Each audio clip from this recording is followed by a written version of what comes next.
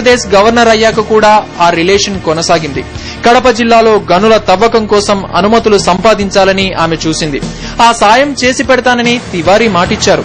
తమ్ముడే పేకాటే అన్నట్టు పని కావాలంటే పైసలివ్వాలన్నారు ఓఎస్డీ అరవింద్ శర్మ. తివారీ సమక్షంలోనే డీల్ డన్ అనుకుని లక్షలాది రూపాయలు చేతులు మారాయి.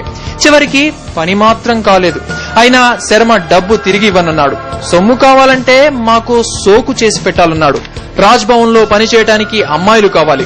ఢిల్లీలోని ఆంధ్రప్రదేశ్ భవన్ దగ్గరున్న అమ్మాయిల్ని హైదరాబాద్ తరలించాలనేది ఒప్పందం.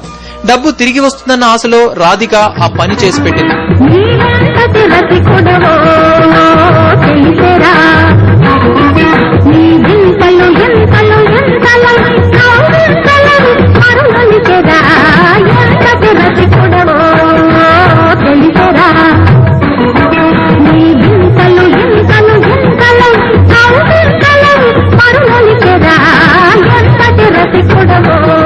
రాధిక ఎప్పుడు హైదరాబాద్ వచ్చినా మకాం రాజ్ భవన్ లోనే.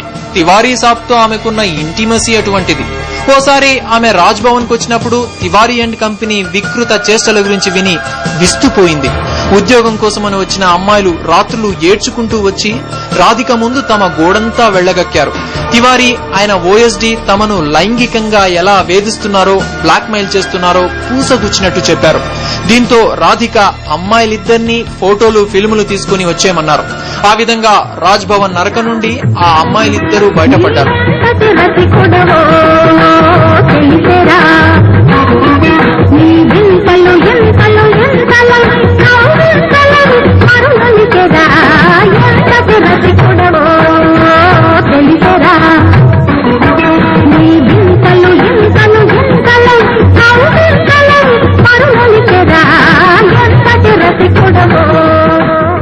రాధిక నోరు విప్పితే రాజ్ భవన్ పునాదులే కదిలేలా ఉన్నాయి. ఆమె భాషలో రాజ్ భవన్ ఒక బ్రోతల్ హౌస్ లా మారింది. తివారీ గారికి బకాసురుడిలాగా ప్రతి రాత్రి 2 అమ్మాయిలు కావాలి.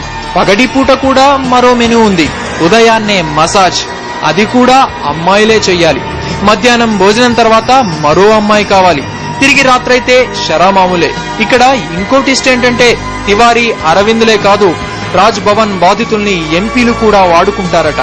ముఖ్యంగా అధికార పార్టీకి చెందిన వాళ్లు ఇందులో ఉన్నారన్నది రాధిక చెబుతున్న రహస్యం. ఎంపీలందరినీ లైన్లో నిలబెడితే బాధితులు గుర్తుపడతారని ఆమె అంటోంది.